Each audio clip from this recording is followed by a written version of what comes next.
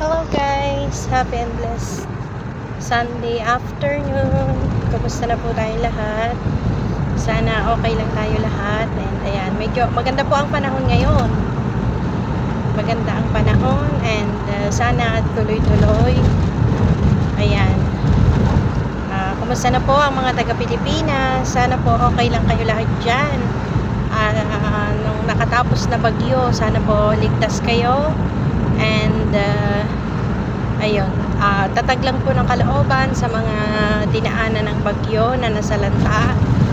Tatag lang po ng kalooban, sadya pong talagang dumarating ang ganitong parte ng sa buhay. Ayan, doon po sa nawala ng mahal sa buhay, taos pusong nakikiramay po kami. And ayun, sana po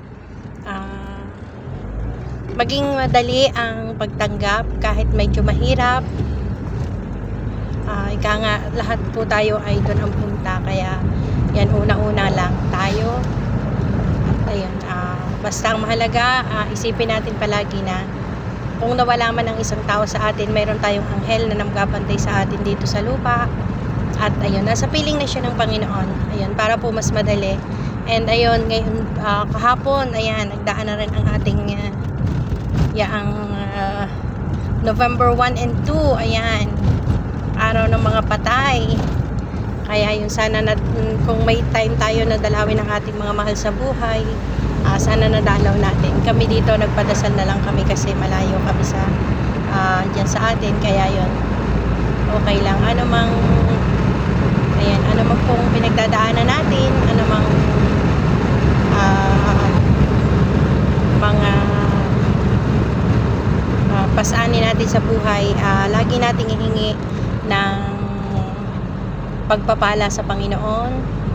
Lagi nating wag nating kalimutan lagi na magpasalamat sa Diyos sa anumang binibigay niya sa atin, kasi minsan may mga hinihingi tayo na hindi niya ibinibigay, pero mas marami tayong hindi hinihingi na palagi niya ibinibigay sa atin, katulad ng buhay, ayan, ng mga ginagawa natin sa araw-araw, ng mga trabaho. Ayan, minsan talagang hindi na natin yan, yung ang mga hangin, ayan, ang tubig, ayan, hindi na yan natin hinihingi, pero lagi tayong meron ng mga pagkain. Ayan, kaya yan, salamat sa Diyos, bagamat pinagsisikapan natin, pero salamat dahil lagi tayong may biyaya galing sa Kanya. Ayan, and ayan, thank you po sa lahat, and I love you all. God bless us always. Ingat po tayo palagi, at huwag makakalimot laging tumawag sa Panginoon. Bye bye po, I love you all. God bless us always.